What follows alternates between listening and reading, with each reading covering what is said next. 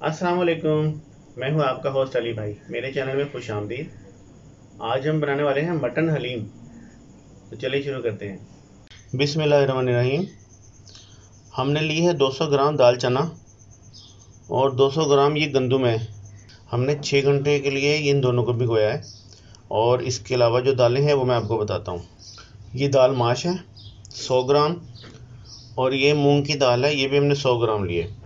इन दोनों को भी हमने भिगो दिया था। ये चावल हैं, टोटा चावल 50 ग्राम, और ये मसूर की दाल है, ये भी 50 ग्राम है। इन सब को हमने भिगो के रेडी कर लिया है। और अब हम कुकिंग प्रोसेस की तरफ चलते हैं। ये हमने गरम मसाला लिया है 1 चम्मच पिसा हुआ। नमक मैंने 3 चम्मच डालने हैं। अगर आप नमक हल्का खाते हैं तो 2.5 चम्मच या 2 चम्मच कर लीजिएगा, बाद में डाल सकता है, लेकिन मैं जिस एवरेज से बना रहा हूँ उस एवरेज के हिसाब से 3 चम्मच नमक ठीक है। आधा चम्मच हमने लिया है जायफल जावित्री पाउडर, 3 चम्मच लाल मिर्च पाउडर, और ये पिसा धनिया है, ये हम 2 चम्मच लेंगे, ठीक है। और पेपरिका पाउडर 1 चम्मच और हल्दी 1 चम्मच। हमने ये आग में बर्तन रख दिया है। मैं इसमें डालूँगा 1 पाव घी। ये मैंने आधा किलो प्याज जो है ना, इनको मैंने बारीक बारीक काट के, और इसमें से आधे प्याज मैंने डालने रेड करने के लिए, और बाकी आधे प्याज में हम डिश बनाएंगे। मैं इसमें आधे प्याज ऐड करता हूँ रेड करने के लिए। ये देखिए,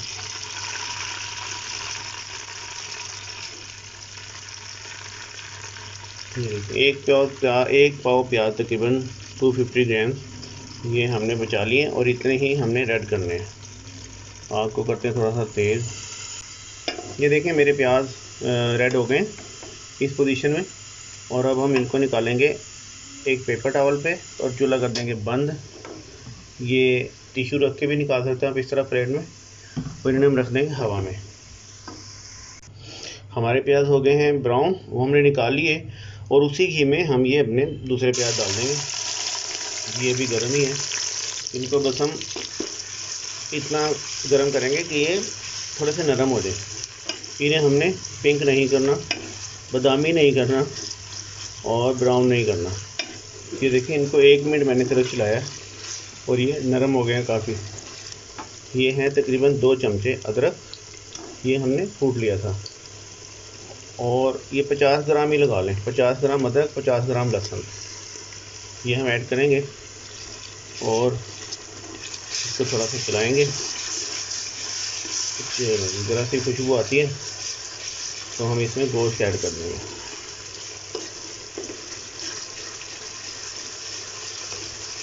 लहसुन बड़ी जल्दी फ्राई हो जाता है और अपनी बड़ी अच्छी खुशबू उसकी निकल आती है। माशाल्लाह बहुत अच्छी खुशबू आनी शुरू हो गई। तो बस इतना ही काफ़ी है, बाकी तो गोश्त के साथ ही भुन जाएगा। अब हम इसमें ऐड करेंगे ½ kg मटन। ये बड़े बड़े से मैं पीस ले आया था इसके, तो हम इसमें ऐड करेंगे।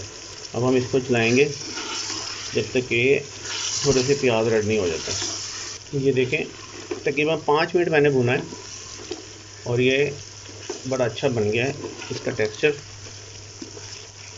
गोश्त का पानी भी तकरीबन बाहर आ गया था और प्याज भी इसमें ब्राउनिश हो गए हैं। ये अब इसमें हम दूसरे मसाले ऐड करेंगे ड्राई वाले।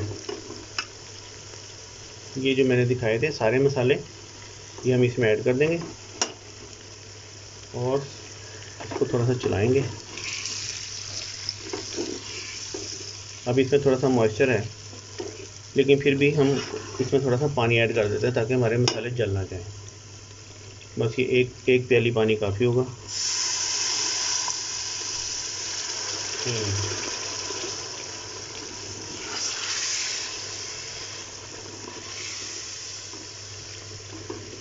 इसमें हम डालेंगे गरम मसाला, बाकी मसाले तो हम डाल चुके हैं। ये गरम मसाला है पाउडर, ये भी इसमें ऐड कर देंगे और इसको थोड़ी देर तक चलाएंगे। आग मैंने स्लो कर दी है और बस इसको 2-4 मिनट ही चलाना है। उसके बाद फिर हम इसमें पानी डालेंगे।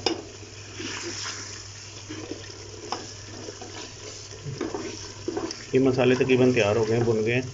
इनको बस ज़्यादा नहीं भूनना। इसमें हम, अगर आपके पास ये छोटे छोटे पीस अवेलेबल हो मटन के तो आप वो भी डाल सकते हैं। मैंने खुद ही रान में से ये थोड़े से बड़े पीस निकलवा लिए थे तो आपके पास जैसा गोश्त अवेलेबल डाल सकते हो, लेकिन कोशिश कीजिएगा कि बोनलेस हो, तो उसमें हमें ज़्यादा अच्छा हलीम मिलता है। ये 1 लीटर पानी है, बल्कि 1 लीटर से ज़्यादा ही है। ये हम इसमें ऐड कर देंगे।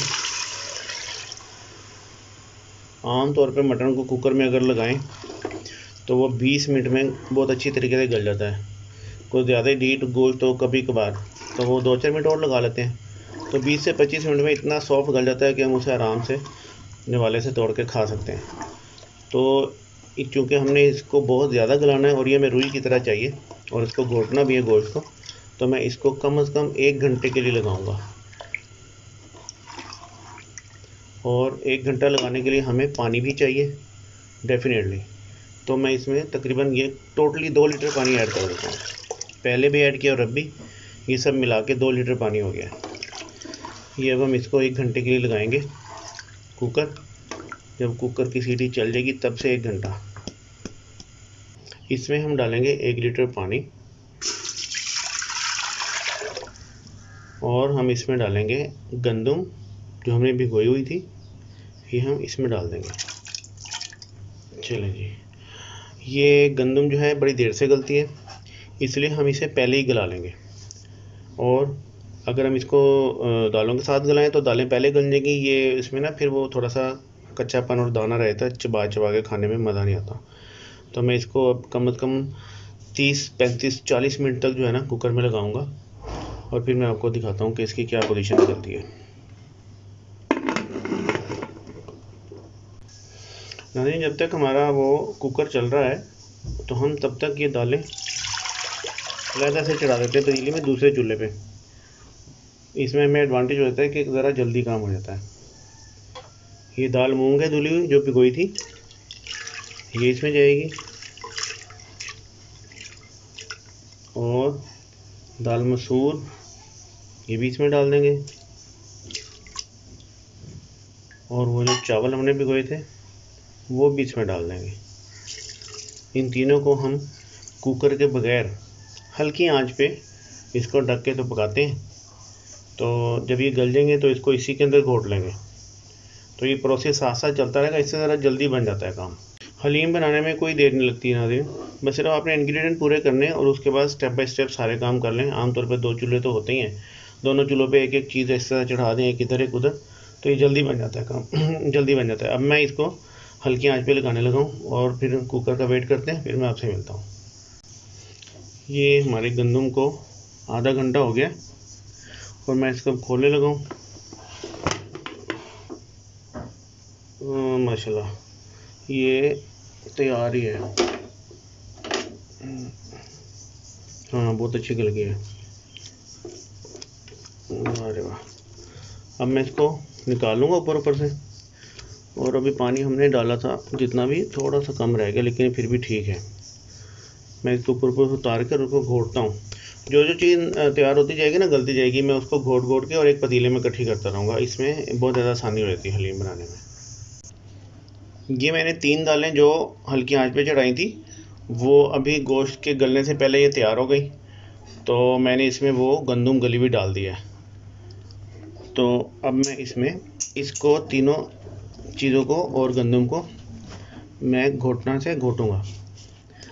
इस तरह घोटने से हमें एडवांटेज ये होता है कि हमें फिर जो आखिर में घोटना पड़ता है ना, वो थोड़ा सा कम घोटना पड़ता है। तो हम पहले इन चीज़ों को थोड़ा थोड़ा रेडी कर लेंगे। ये देखिए, मैं इसी तरह से घोटना है। ये तीनों चीज़ें बहुत अच्छी तरह से, अल्लाह का शुक्र है, गल चुकी हैं। हमने प्रॉपर टाइम दे दिया था गंदम को। और दालें तो वो ये जो 3 दालें थी ये वैसे ही गल गई बगैर कुकर के ही। तो मैं इनको इस तरह से घोटूँगा। ये देखिए 5-7 मिनट में घुट जाएंगी। मैं आपको एक और प्रोसेस की तरफ लेकर चलता हूँ। एक कुकर में हम लेंगे तकरीबन 1.5 लीटर पानी। ये आ गया। इसमें जो हमने 200 ग्राम दाल भिगोई थी चने की, वो ऐड करेंगे। और साथ ही इसके अंदर हम दूसरी दाल भी डाल देंगे, दाल माश। ये दाल माश जाएगी इसके अंदर। और इसको हम लगा देंगे कुकर में, तकरीबन कम से कम 20 मिनट तो लगाएंगे। 20 से 25 मिनट। तो उम्मीद है ये बड़ी अच्छी तरीके से गल जाएगी। ये आधा घंटा पूरा हो गया हमारा और मैं अब इसे खोलता हूँ और देखते हैं क्या पोजीशन है। बिस्मिल्लाहिर्रहमानिर्रहीम। माशाल्लाह जी, इसको तो घोटा लगाने की ज़रूरत भी नहीं पड़ेगी। ये बहुत अच्छा तैयार हो गया। ये देखें, वेरी सॉफ्ट। बस थोड़ा सा इसको घोट लेंगे पहले ही। इसमें मेरा एडवांटेज होता है कि आखिर में हमें ज़्यादा मेहनत नहीं करनी पड़ती। तो मैं इसको घोटता हूँ थोड़ा थोड़ा सा और फिर आपसे मिलते हैं। ये हमारा गोश्त पूरी तरह से गल चुका है। 1 घंटा लगाने के बाद मैंने इसको दूसरे कुकर में शिफ्ट कर दिया। दूसरे बर्तन में शिफ्ट करके हमें एडवांटेज ये होगा कि हम जो सारी चीज़ें हमने अलग-अलग से घोटी हैं वो हम इसमें प्लस करते जाएंगे। मैं आपको दिखाता हूँ गोश्त। ये देखें, ज़रा सा प्रेस करते ही ये सारे का सारा गल गया। ये देखें, अब हमें इसको इसमें घोट लेना है। पहले एडवांटेज में ये होगा कि ये भी घुटा हुआ होगा और सारी चीज़ें घुटी होंगी, तो हमें फाइनली मेहनत नहीं करनी पड़ेगी। इसको आराम आराम से हमने इस तरह सारा, आपके पास अगर छोटे पीसेस में अवेलेबल है तो आप ये आराम से तोड़ सकते हैं, लेकिन मैंने ज़रा लंबे रेशे की वजह से बड़े बड़े पीसेस कटवाए थे। ये देखें, बहुत ज़्यादा सॉफ्ट हो गया 1 घंटे में। ये मटन है। अगर आप इसको किसी और टाइप में बीफ वगैरह बनाएंगे तो आपको 1.5 से 2 घंटे लगाने पड़ेंगे। चिकन में बनाएंगे तो शायद थोड़ा कम टाइम लग जाए। ये मुझे तकरीबन 10 मिनट हो गए हैं इसको घोटते हुए और ये बड़ी अच्छी पोजीशन में आ गया। अब हम इसमें शामिल करेंगे अपनी दूसरे इंग्रेडिएंट्स। ये हमारी दाल माश और दाल चूरमा घुटी हुई हम इसमें ये शामिल कर रहे हैं। ये हमारा अनाज और चावल और मसर की दाल, मसूर, और एक दाल और थी दाल मूंग, ये वो वाली दाल है, हम इसमें ये शामिल करेंगे। ये देखें, सारे इसमें हमने दालें वगैरह हम शामिल कर लिया है। अब हम इसको थोड़ा सा मिक्स करेंगे घोटने से ही, तो ये अपनी थिकनेस में आ जाएगा। ये देखें, ये माशाल्लाह बहुत अच्छा लग रहा है कि तैयार हुआ है।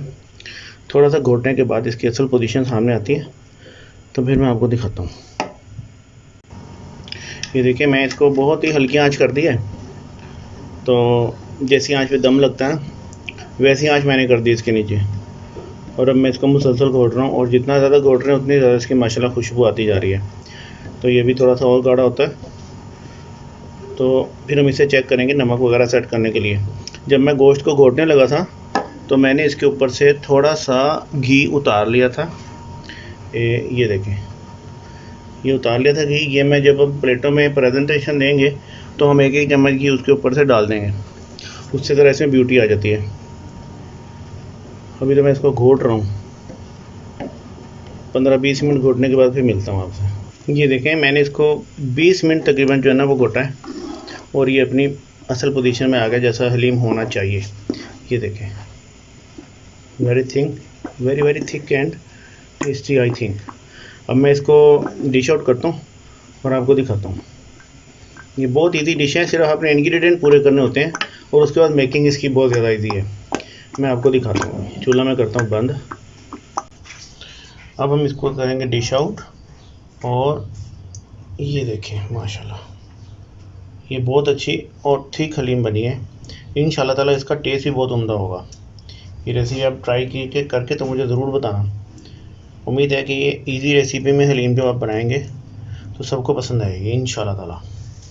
इसको हम थोड़ा सा इसके ऊपर डालेंगे वो जो हमने घी निकाला था वो, ये देखें, और इसके ऊपर हम डालेंगे थोड़ा सा चाट मसाला होममेड। ये लें, अगर किसी कंपनी का अवेलेबल है तो वो डाल दें, लेकिन होममेड अगर डाल देंगे तो ज़्यादा अच्छा है, साफ़ सुथरा, और आप खुद बनाते हो इसको। इसका एडवांटेज ये है कि ना सीने में जलन होगी इससे खा के, और ना ही कुछ और प्रॉब्लम। थोड़ी सी इसमें अदरक, और अगर कोई पसंद करे तो थोड़ी सी हरी मिर्चें भी हम इसमें प्लस करेंगे। ये लीजिए, हमारा haleem is going ready. Finally हम इसके ऊपर डालेंगे थोड़ा सा जो हमने प्याज फ्राई किया था वो वाला, और इसके साथ जब ये प्याज च्यू होता है तो बहुत ज़्यादा मज़ा आता है। नहीं, ये भी हो गया। चलो जी, डिश इज़ रेडी। और हम इसके साथ अगर कॉम्बिनेशन बनाना चाहें तो लेमन का बना सकते हैं। जितना कोई लेमन खाना चाहे उसके साथ। वैसे इसकी ज़रूरत नहीं पड़ती, लेकिन फिर भी कुछ लोगों का टेस्ट होता है। हमारी डिश इज़ रेडी।